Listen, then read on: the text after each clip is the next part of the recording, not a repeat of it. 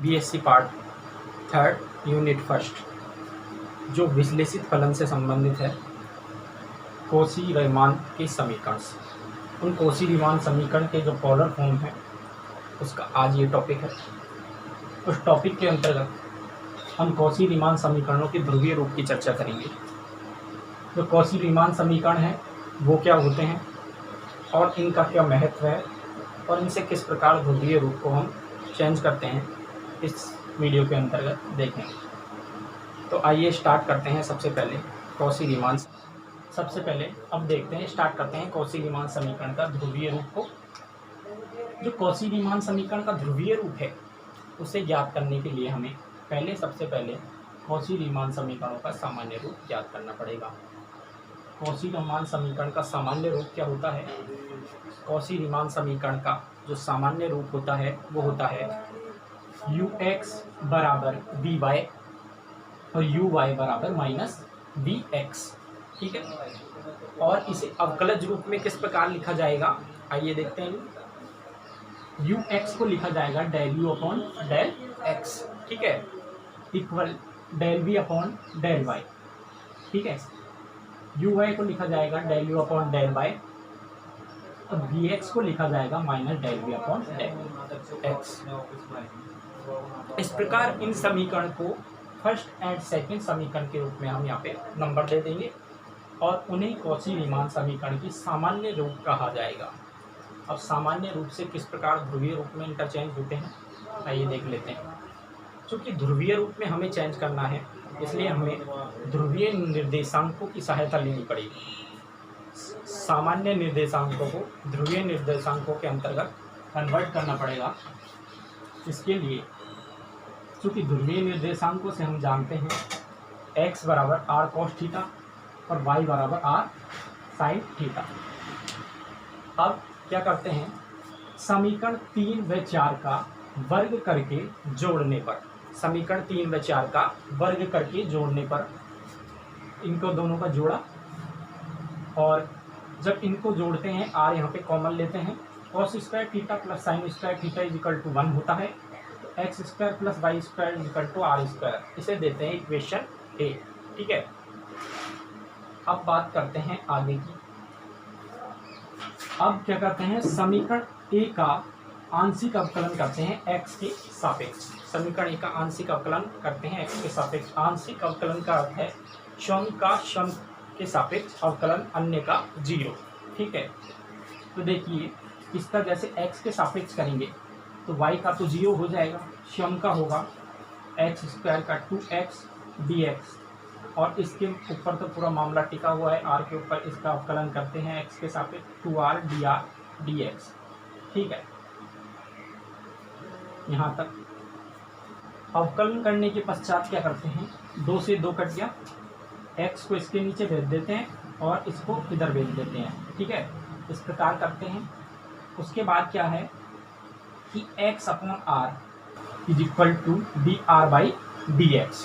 ठीक है, ये हो गया, और इसका क्या हो जाएगा, x जो है हमने पहले ही माना है समीकरण 3 व 4 में, क्या x बराबर r cos थीटा और y बराबर r sin थीटा।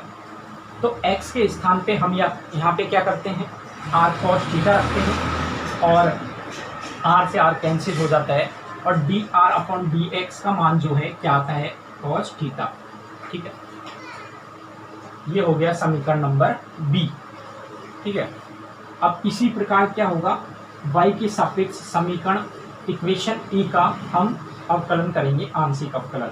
तो इसमें dr अपॉन dy कितना आएगा, साइन थीटा। ठीक है, इस प्रकार ये समीकरण हो जाएगा सी। अब बात करते हैं आगे की कि जो ये 2 समीकरण हैं ये हमने r के रूप में फाइंड कर लिए। चूँकि r और थीटा के रूप में पूरे समीकरण को कन्वर्ट करना है, तो इसी प्रकार हम, क्योंकि ध्रुवीय रूप इस प्रकार का ही होता है r और थीटा के रूप में। ठीक है, तो अब इस प्रकार के लिए हम क्या करेंगे, हमने r के लिए किया, अब थीटा के लिए लेने के लिए हम सबसे पहले क्या करें, हम करते हैं समीकरण 4 का 3 में डिवाइड। ठीक है, समीकरण 4 में 3 का डिवाइड करते हैं। ठीक है, वाई अपॉन एक्स, ठीक है। और आर से r cancel, sine theta upon cos theta is equal to tan theta, ठीक है। ये देखिए टेन थीटा, ठीक है। Y upon x is equal to tan theta. अब थीटा को इधर को रखते हैं और टेन को इधर भेज देते हैं, तो tan inverse y upon x, equation 5, ठीक है। अब क्या करते हैं, समीकरण 5 का x के सापेक्ष आंशिक अवकलन करते हैं।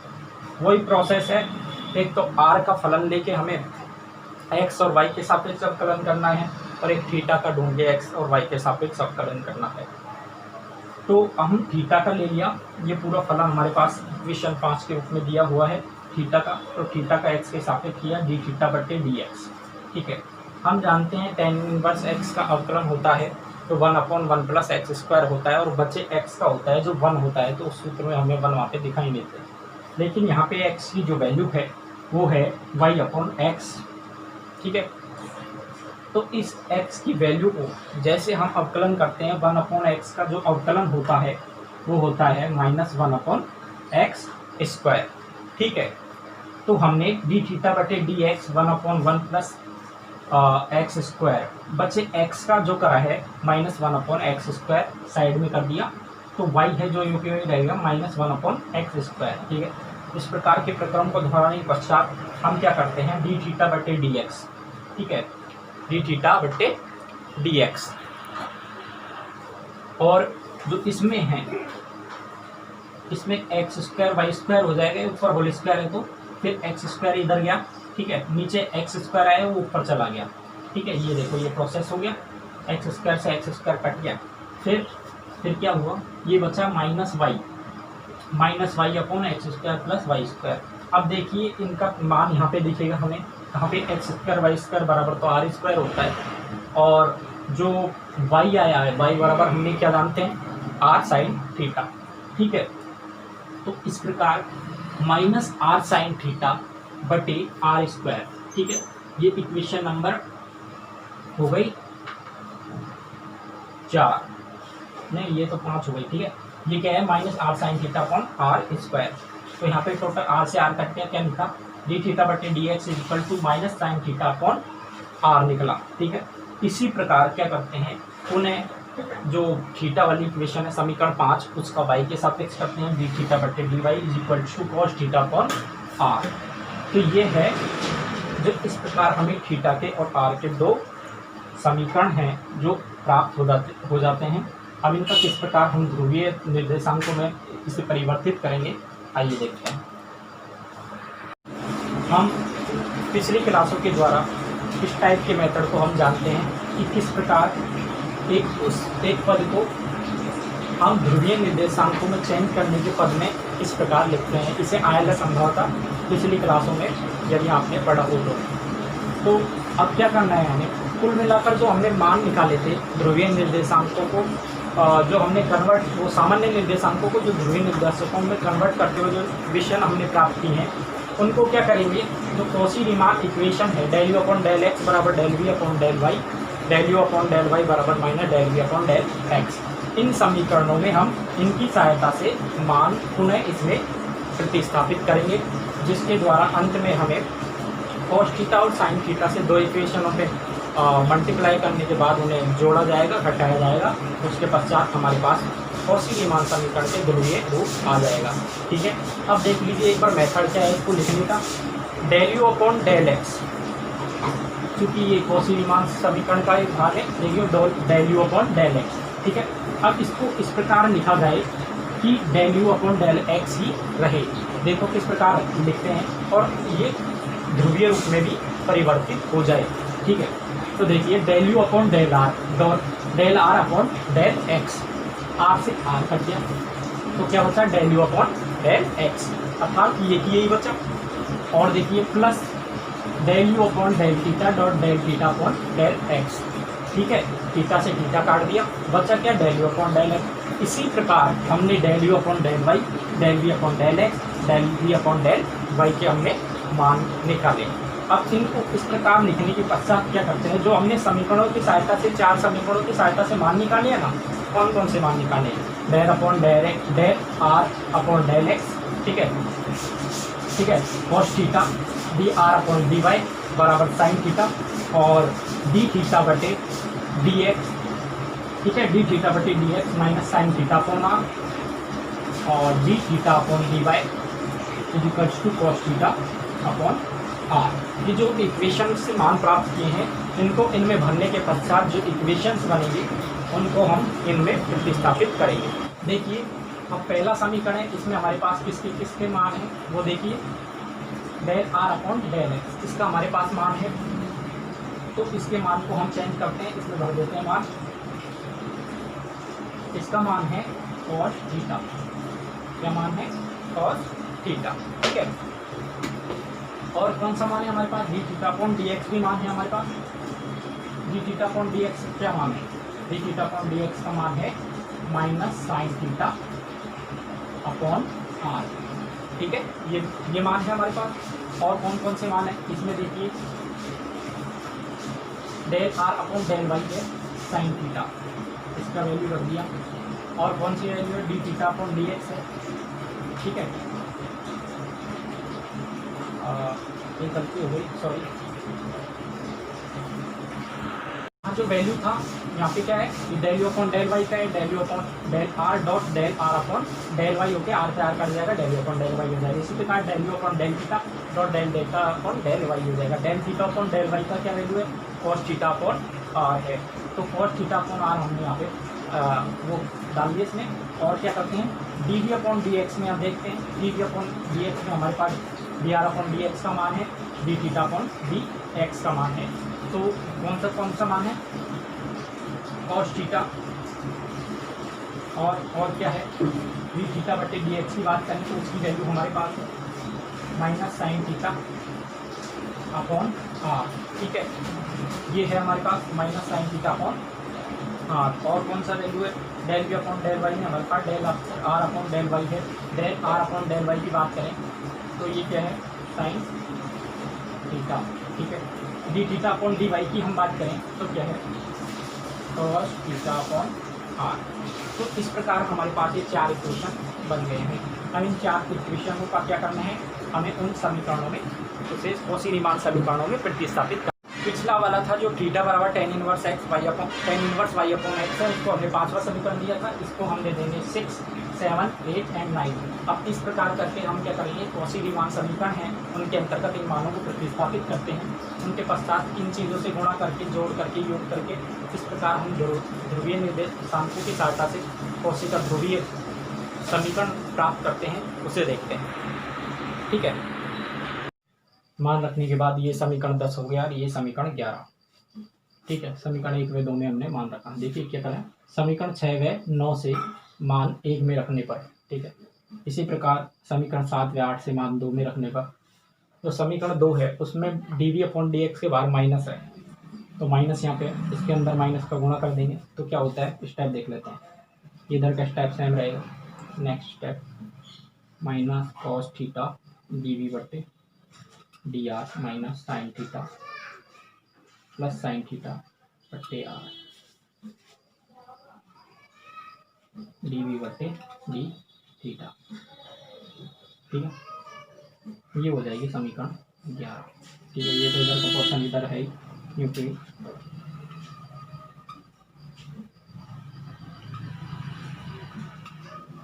ठीक है, ये समीकरण हो गए 10 व 11। कॉची रीमान के ध्रुवीय रूप के लिए अब क्या करते हैं, समीकरण 10 है उसमें तो हम कर देते हैं कॉस थीटा का गुणा, और समीकरण 11 में हम कर देते हैं साइन थीटा का गुणा, दोनों को गुणा करके आपस में जोड़ देते हैं, ठीक है। और फिर जो मान प्राप्त होता है, कॉची रीमान समीकरण जो है उनका ध्रुवीय रूप का एक फॉर्म प्राप्त हो जाएगा। दूसरे फॉर्म करने के लिए हम उल्टा कर देंगे, इसमें साइन थीटा का, इसमें कॉस थीटा का गुणा करके, या क्या है अब इसको कॉस थीटा से गुणा किया, इसको साइन थीटा से गुणा किया। उसके पश्चात एक काम किया कि जो स्क्वायर मल्टीप्लाई करते हैं, ये उधर गया cos square theta del u upon del r, अंदर minus sine theta cos theta upon r del u upon del theta sine theta cos theta d v upon del r plus cos square theta upon r d v upon d theta. इसी प्रकार जो समीकरण 11 है उसको हमने sine theta से किया, sine theta से गुणा करने के पश्चात sine square theta del u upon del r plus sine theta cos theta upon r del u upon del theta बराबर इसको कॉस थीटा का del v upon del r तो minus sine theta cos theta del v upon del r plus sine square theta upon r d v upon d theta. यहाँ तक हो गया। जो ये दोनों समीकरण है, ये दोनों समीकरण उनका हमें क्या करना है, हमें उनको योग करना है। क्या करना है? योग करना है। फिर उससे जो समीकरण प्राप्त होगा वो हमारा कॉची रीमान समीकरण का एक ध्रुवीय फॉर्म होगा। वो एक समीकरण होगा, दो समीकरण इसके अंतर्गत आते हैं। ठीक है, तो देखिए अब इनको परस्पर ऐड कर देते हैं। जैसे ही परस्पर ऐड किया तो क्या होता है, ये इधर इधर वाले इधर को और इधर इधर वाले इधर, ठीक है, दो साइड लेके इधर वालों को इधर जोड़े, इधर वालों को इधर जोड़े। तो इसमें क्या होता है, देखिए step cos square theta plus sine square theta, ठीक है, और इसमें क्या बचा, del u upon del r. ठीक है, फिर ये क्या है, minus sine theta cos theta upon r. इसमें कॉस थीटा का हमने गुणा किया था, ये और ये दोनों क्या हो जाते हैं, आपस में कट जाते हैं। ठीक है, तो इधर को तो ये स्टेप बच गया। अब इधर का जो स्टेप की बात करते हैं वो कौन सा क्या है, इसको और इसको दोनों को देखे तो ये आपस में कट रहे हैं। बचा क्या क्या है, cos square theta upon r del v upon del theta, इधर के पद में sine square theta r del v upon del theta. ठीक है, तो क्या करते हैं, 1 अपॉन आर इसमें कॉमन आ गया, cos square theta plus sine square theta equals to बाहर में लेंगे common del v upon del theta. ठीक है, ये हमने कर लिया। अब हम जानते हैं cos square theta plus sine square theta equal to 1 होता है। तो 1 होने के पश्चात जो समीकरण आया है हमारे पास del u upon del r. ठीक है, क्या है, del u upon del r और 1 अपॉन आर डी वी बटे डी थीटा। ठीक है, ये है जो कॉची रीमान समीकरण का एक ध्रुवीय फॉर्म है। ठीक है, सामान्यतः कॉची रीमान समीकरण में और इनमें क्या क्या अंतर है कि इसमें आर है और इसमें थीटा के रूप में हमने इसको चयन करा। ठीक है, देखिए अब इस प्रकार ये नेक्स्ट जो इक्वेशन हमने कॉची रीमान की प्राप्त करे हैं वो किस प्रकार प्राप्त करे हैं कि हम क्या करते हैं, समीकरण 10 में अब की बार क्या करते हैं, साइन थीटा का गुणा करते हैं और 11 में कॉस थीटा का गुणा करते हैं। तो इनको गुणा करके परस्पर क्या करता है, घटाते हैं। ठीक है, परस्पर घटाने पर क्या होता है कि इस प्रकार की इक्वेशन आ जाती है, 1 upon r cos square theta plus sine square theta del u upon del theta minus cos square theta plus sine square theta del u upon del r. तो फिर क्या हो जाता है, ये तो 1 हो जाता है, 1 upon r del u upon del theta बराबर minus d v upon d r. ठीक है, तो ये है जो 13। तो समीकरण जो 12 और 13 है वो दोनों किसके समीकरण को प्रदर्शित करते हैं, ये दोनों ही कॉची रीमान के ध्रुवीय रूप को प्रदर्शित करते हैं, इक्वेशन को प्रदर्शित करते हैं। ठीक है,